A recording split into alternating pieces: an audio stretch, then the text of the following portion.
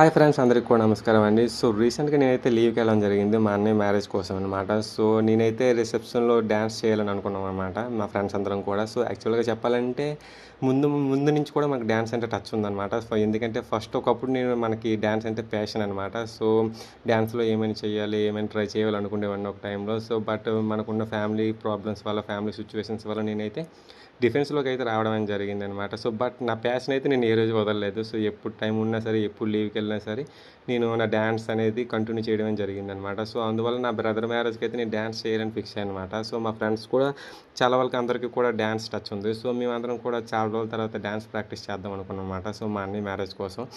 మా dance practice వచ్చేసి మనం గాని చూసుకుంటే మా రితిక్ డాన్స్ స్టూడియో చాలామందికి తెలిసి ఉండొచ్చు. విజయనగరం జిల్లా కేల్పురంలో ఉంది రితిక్ డాన్స్ స్టూడియో. మా బ్రదరే అవుతాడు, మా మాస్టర్ కూడా.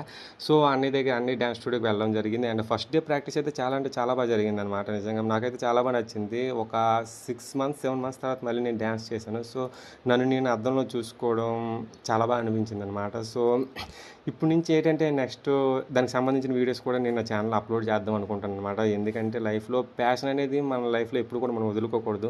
మనకి ఏదైతే ప్యాషన్ ఉందో దాంతో పాటు మన రెస్పాన్సిబిలిటీస్ కూడా మన లైఫ్‌లో వదులుకోకూడదు. సో అందువల్ల ఏంటంటే నా డాన్స్ వీడియోస్ కూడా షార్ట్ వీడియోస్ ఏవైతే ఉన్నాయో అవి కూడా నా ఛానల్లో నెక్స్ట్ నుండి అప్లోడ్ చేద్దాం అనుకుంటున్నాను అనమాట. సో దాని మీద మీ ఒపీనియన్ ఏంటి, మీ కామెంట్స్ అనేది కూడా నాకు కింద పెడితే నాకు చాలా అంటే చాలా హ్యాపీగా ఫీల్ అవుతా. సో నెక్స్ట్ ఇంకో మంచి వీడియోలో కలుద్దాం. జై హింద్, జై భారత్.